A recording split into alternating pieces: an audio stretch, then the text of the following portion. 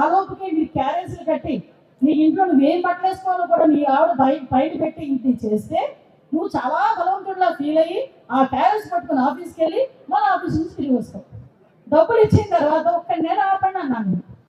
ఒక్క నెల మీ ఆవిడ చేసే పని ఇంట్లో మీరు చేయండి అన్న. అంటే వంటలు అవి కాదు, దేవుడు తెలుగు వంటలు అవి చేసింది తెలుగు. మళ్ళీ వెళ్ళిపోయిన జబ్బులు వచ్చి మళ్ళీ మనమే హాస్పిటల్కి వెళ్ళాలి, అవన్నీ అవసరం లేదు. కానీ పాలోడికి పాల బిల్లు, కిరాణా కొట్టోడికి బిల్లు, అదేవిధంగా పచారీ కొట్టుకెళ్ళి కూరగాయలు మళ్ళీ తీసుకురావటం, అదేవిధంగా ఇంట్లో పిల్లలకి ట్యూషన్ ఫీజులు.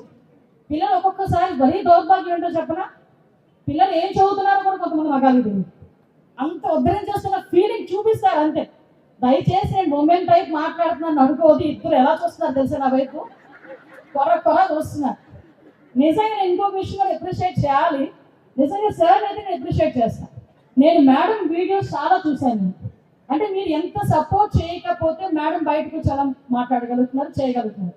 అట్ ద సేమ్ టైం మీరు ఈరోజు కేంద్ర మంత్రిగా కూర్చున్నారు అంటే అదే మేడం బయటకు వచ్చి మీతో పాటు సమానంగా ఎలక్షన్లోని మీ వ్యాపారాల్లోని పనిచేశారు కాబట్టి అది కూడా మీరు ఒప్పుకొని తీరాల్సింది జెండర్ ఈక్వాలిటీ మీటింగ్లో అనుకుంటున్నారు. అనవసరంగా కూర్చొని అమ్మా నేను ఎందుకంటే ఇదంతా మనకి చూసుకునేదానికి నవ్వేదానికి బాగుంటుంది.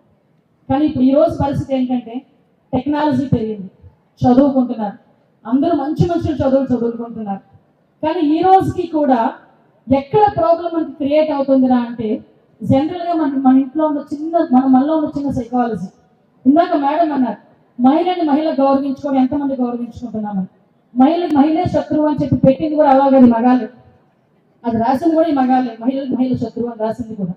కానీ మహిళకి మహిళ అన్నది బలం. ఎప్పుడైనా మీకు ఒక చిన్న ఎగ్జాంపుల్ చెప్తే, ఎప్పుడో కాదు నిన్ననే చింతూరు దగ్గర ఒక బస్సు యాక్సిడెంట్ జరిగింది. బస్సు యాక్సిడెంట్ జరిగితే అందులో సుమారుగా 9 మంది చనిపోయారు. అందులో 5 మహిళలు, 4 పురుషులు ఉన్నారు. మాకు 8 డెడ్ బాడీస్ పోస్ట్ మార్టం అయిపోయింది. మేము వాళ్ళని కొంచెం గౌరవంగా పంపించడానికి అంబులెన్స్ లాగా అరేంజ్ చేసి చిత్తూరు జిల్లాకు పంపించేసాం. ఒక మహిళ శవం మాత్రం అలానే ఉండిపోయింది. ఏమయ్యా అంటే మహిళ గురించి ఎవరు రావట్లేదండి, ఆవిడకి ఎవరు లేరంట, ఆవిడ డెడ్ బాడీ ఇక్కడే ఉంది, మనం గవర్నమెంట్ పరంగా క్రిమినేషన్ చేయాల్సి వస్తుందేమో అని నాకు కలెక్టర్ గారు చెప్పారు. ఈ లోపు నాకు చిత్తూరు నుంచి ఒక 2-3 కాల్ చేశారు. అమ్మ పలానా రాణి అని ఒక ఆవిడ చనిపోయింది, ఆవిడ మాతో చాలా బాగుంటుంది ఊళ్ళో, ఆవిడకి ఎవరూ లేరు, కానీ ఆవిడ ఇలా చనిపోతుంది అనుకోలేదు, చనిపోయింది, ఆవిడ దహన సంస్కారాలు మేము చేస్తామని చెప్పి 20 మంది ఆడవాళ్ళు ముందుకు వచ్చిన సందర్భాన్ని గుర్తు చేయాలి. ఎందుకంటే ఈరోజు అంత బలం.